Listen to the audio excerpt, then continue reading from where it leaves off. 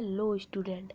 Today we will start our chapter that is solid state. यह class 12 का chapter number first है the solid state. तो चलिए start करते हैं। तो चलिए अपना लेक्चर सबसे बेसिक से स्टार्ट करते हैं। एंड जैसा कि हम जानते हैं और देख सकते हैं कि हमारे आसपास बहुत सारी चीज़ें हैं जिन्हें हम मैटर कहते हैं, सब्सटेंसेस कहते हैं। तो चलिए ये देखते हैं कि मैटर क्या होता है।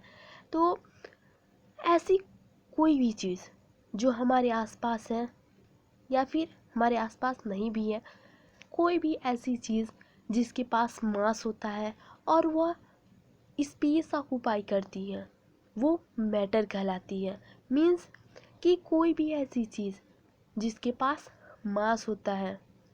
एज ए एग्ज़ाम्पल कि ये पेन है, इस पेन का कुछ मास होगा। अगर हम इस पेन को यहाँ पे रख दें तो ये कुछ एरिया ऑक्यूपाई कर रहा है, ये कुछ जगह कवर कर रहा है। तो ये क्या है, एक मैटर है। तो हम अपने आसपास बहुत सारी चीज़ें देख सकते हैं और ये सारी चीज़ों के पास मासेस हैं। जैसे कि एग्ज़ाम्पल हम अगर किताब का लें, बुक्स का लें, तो जो बुक्स होते हैं उनके पास भी मास होता है। उन्हें भी अगर हम कहीं पर भी टेबल पर रखते हैं या फिर किसी भी जगह रखते हैं तो वो स्पेस ऑक्यूपाई कर रहे हैं, तो वो भी हमारे मैटर के अंदर आएंगे। एंड देखिए कि जो मैटर होते हैं वो भी कई तरीके के होते हैं। मीन्स हम अपने आसपास भी बहुत सारी अलग अलग चीज़ें देखते हैं। जैसे कि हम अगर इस पेन का एग्ज़ाम्पल लें तो दिस इज़ ऑल्सो मैटर। हम वाटर का एग्ज़ाम्पल ले सकते हैं, हम एयर का एग्ज़ाम्पल ले सकते हैं। तो ये सारी चीज़ें मैटर के अंदर आती हैं। तो इस तरीके से जो मैटर होता है वो बेसिकली 3 तरीके का होता है। मीन्स कि जो मैटर होता है उसके 3 स्टेट होते हैं। स्टेट मत मीन्स अवस्थाएं, कि कोई भी चीज़ है उसकी कितनी अवस्थाएं हैं, यानी कि वो कितनी तरीके का है। जैसे कि हम अपने आसपास अगर देख सकते हैं तो बेसिकली 3 चीज़ें हमें दिखाई देती हैं। चाहे कोई चीज़ सॉलिड होगी, मीन्स कठोर होगी, या फिर वो द्रव्य होगी यानी कि लिक्विड स्टेट में होगी, या फिर गैसियस स्टेट में होगी। जैसे कि हवा हो गई, हवा को हम देख नहीं सकते लेकिन महसूस कर सकते हैं, वो गैसियस स्टेट हो गई। लिक्विड जैसे कि वाटर हो गया, ऑयल हो गया, केरोसिन हो गया। एंड हम सॉलिड स्टेट की बात करें तो जैसे कि आयरन हो गया, आइस हो गया। जब हम वाटर को फ्रीज कर देते हैं तो वो सॉलिड फॉर्म में आ जाता है, एक कठोर अवस्था में आ जाता है। तो आइस जो होगा जब वो जमने के बाद, मीन्स जब वाटर जम जाता है, फ्रीज हो जाता है, तो वो हमारे सॉलिड स्टेट में आ जाता है। लेकिन जब हम वाटर को मेल्ट करते हैं वो मेल्ट फॉर्म में रहता है, वो लिक्विड रहता है। मीन्स जो वाटर हम ड्रिंक करते हैं वो लिक्विड स्टेट में होता है। एंड हम सोडियम को देख सकते हैं। और भी बहुत सारी हमारे आसपास चीज़ें हैं, बुक्स हो गई, पेंसिल्स हो गई, पेन हो गए, वाटर बॉटल हो गया। ये सारे हमारे सॉलिड स्टेट के एग्जाम्पल हो गए। एंड हम लिक्विड स्टेट की बात करें तो ऐसे जो लिक्विड फॉर्म में होते हैं जैसे कि ऑयल हो गया, वाटर हो गया। एंड गैसियस की बात करें तो ऑक्सीजन हो गया, हाइड्रोजन हो गया। इनफैक्ट अगर हम बेसिकली कहें तो एयर हो गया। तो इस तरीके से हमारे जो मैटर होते हैं वो 3 स्टेट में डिवाइड होते हैं। पहला सॉलिड स्टेट, दूसरा liquid state, and third gaseous state. अब इस चैप्टर में द सॉलिड स्टेट हम बेसिकली सॉलिड के बारे में स्टडी करेंगे। सॉलिड होता क्या है, इसके कितने टाइप्स होते हैं, ये किस तरीके से बाकी 2 स्टेट से यानी लिक्विड और गैसेस स्टेट से अलग है, इसके कितने कॉन्स्टिट्यूंट पार्टिकल्स होते हैं, अलग अलग सारी चीज़ें हम इस चैप्टर में डिस्कस करेंगे। तो चलिए स्टार्ट करते हैं अपने सॉलिड स्टेट से। तो सॉलिड स्टेट क्या होता है, कोई भी सब्सटेंस जिसके पास डिफिनिट मास होता है, डिफिनिट वॉल्यूम होता है और फिक्स्ड सेफ होता है वो सॉलिड स्टेट के अंदर आता है। सॉलिड स्टेट का दूसरा पॉइंट है कि जो इंटरमॉलिक्यूलर डिस्टेंस होता है वो बहुत ज़्यादा शॉर्ट होता है। जैसा कि हम जानते हैं जो सॉलिड होते हैं या फिर कोई भी हमारा मैटर है वह कुछ कॉन्स्टिट्यूंट पार्टिकल से मिलकर बने होते हैं। उसी तरह से जो सॉलिड होता है उसके भी कुछ कॉन्स्टिट्यूंट पार्टिकल्स होते हैं। कॉन्स्टिट्यूंट पार्टिकल्स कहने का मतलब है कि आयंस होते हैं, एटम्स होते हैं या फिर मॉलिक्यूल्स होते हैं। तो जो सॉलिड होता है उसमें भी आयंस प्रेजेंट होते हैं या फिर एटम प्रेजेंट हो सकते हैं या फिर मॉलिक्यूल्स प्रेजेंट हो सकते हैं।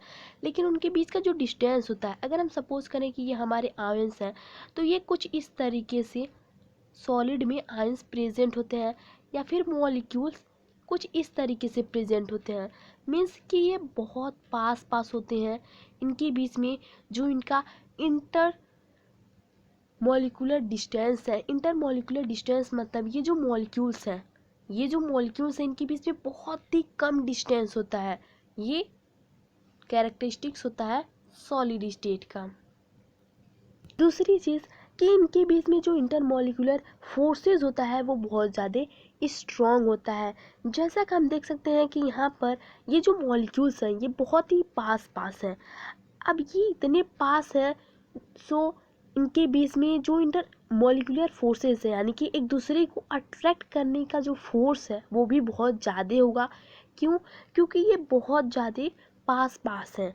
तो जाहिर सी बात है अगर इंटर मॉलिक्यूलर कहने का मतलब है कि ये जो सॉलिड है इसके अंदर कितने मॉलिक्यूल्स हैं, इन्हीं को इंटर मॉलिक्यूलर या फिर इंटर मॉलिक्यूल कहा जा रहा है। तो ये आपस में बहुत पास पास हैं। सो इनके बीच की डिस्टेंस बहुत कम होने की वजह से जो इनका इंटरमॉलिक्यूलर फोर्स होता है वो भी बहुत ज़्यादा स्ट्रॉन्ग होता है। एंड दिस दूसरी बात कि यहाँ पे कहा गया है कि ये इनकम्प्रेसिबल होते हैं एंड रिजिड होते हैं। रिजिड का मतलब है ये बहुत ज़्यादा कठोर होते हैं। तो हम देख भी सकते हैं कि जो सॉलिड होते हैं वो हमारे बहुत ज़्यादा कठोर होते हैं। इनकम्प्रेसिबल मीन्स कि हम उन्हें कंप्रेस नहीं कर सकते, दबा नहीं सकते। बहुत सारे सॉलिड होते हैं जिन्हें हम दबा नहीं पाते हैं क्योंकि वो बहुत ज़्यादा रिजिड होते हैं, वो बहुत ज़्यादा कठोर होते हैं। एंड द रीज़न कि उनका जो इंटरमॉलिक्यूलर डिस्टेंस होता है वो बहुत पास होता है, वो बहुत ज़्यादा इंटरमॉलिक्यूलर फोर्सेज जो होते हैं वो बहुत ज़्यादा स्ट्रॉन्ग होते हैं। इस वजह से हम उन्हें कंप्रेस नहीं कर सकते, वो इनकम्प्रेसिबल होते हैं, वो इजीली दबा हम उन्हें नहीं पाते हैं। दूसरी चीज़ कि जो हमारे इंटरमॉलिक्यूलर फोर्स बहुत पास पास होने की वजह से जो सॉलिड होते हैं वो बहुत ही स्लोली डिफ्यूज होते हैं। मीन्स कि जब हम सॉलिड को किसी भी लिक्विड में डालते हैं तो हम ये चीज़ देख सकते हैं कि वो बहुत धीमी, बहुत ही स्लोली वाटर में डिफ्यूज होते हैं एज कंपेयर टू लिक्विड या फिर गैस। एज ए एग्ज़ाम्पल अगर हम सोडियम को या फिर NaCl को जब हम वाटर में डालते हैं तो वो कुछ समय लेता है, कुछ टाइम लेता है वाटर के अंदर घुलने के लिए। लेकिन वही हम मिल्क को वाटर में डालते हैं तो वो बहुत इजीली और जल्दी वाटर में मिक्स हो जाता है। वाटर लिक्विड हो उससे हम किसी चीज़ में डिफ्यूज़ करते हैं तो वो ईज़िली हो जाता है क्योंकि इसके बीच का जो इंटरमॉलिक्यूलर डिस्टेंस है वो बहुत ही पास पास नहीं होता है। दूसरी चीज़ कि जो डेंसिटी होती है सॉलिड की वो बहुत ज़्यादा होती है as compare to liquid and gaseous. And जो कॉन्स्टिट्यूंट पार्टिकल्स होते हैं, कॉन्स्टिट्यूंट पार्टिकल्स कहने का मतलब है एटम हो गए, मॉलिक्यूल्स हो गए या फिर आयंस हो गए, ये सारे फिक्स्ड होते हैं सॉलिड स्टेट में। एंड ये सिर्फ और सिर्फ अपने मेन पोजीशन पर ही रोटेट कर सकते हैं। मेन पोजीशन कहने का मतलब है कि ये जिस पॉइंट पे है, मीन्स सपोज कीजिए कि ये जो मॉलिक्यूल्स हैं ये इस पॉइंट पे